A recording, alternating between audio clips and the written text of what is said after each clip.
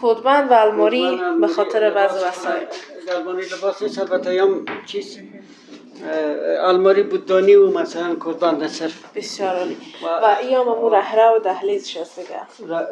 با اینی روی مقبول که یک تشناب در دهلیز خود داره. بسیار خوب. البته تشناب دستشویی عمومی است دیگه. بله. بسیار عالی. با تمام وسایلش عزیزا میبینین اما تو مجهز و با استاندارد. ناگفته نمانه که از واحد 4 اتاق هم که اینجا دیگه دیزاینش مکمل بسیار مقبول است. بله.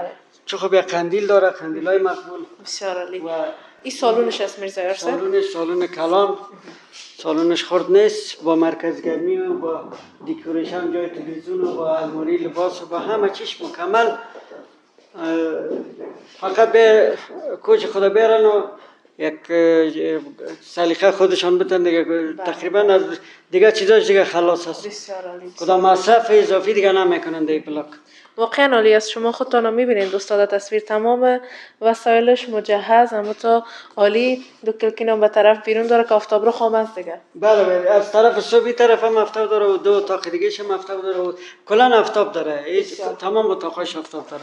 بله و جای بر تلویزیون و مزرعه در نظر گرفتن بسیار منظم و همچنان به خاطر سکیوریتی و همون زنگ دروازه است. بله فینای چیزه که صدا را که با مانگی چوکیدار است که چوکیدارا در جریان میمانه، بعدش با زنگ میزنن. اگر مثلا از فامیلاش بود میگه اجازه بده، اگر نبود اصلا نخ اجازه کس نداره. بسیار و یا از اتاق دوم است میرزا ارسل بفرمایید. اتاق دومش هم اتاق متوسط و اتاق خواب میگیریم شاجان. بسیار اتاق این آفتاب خود داره.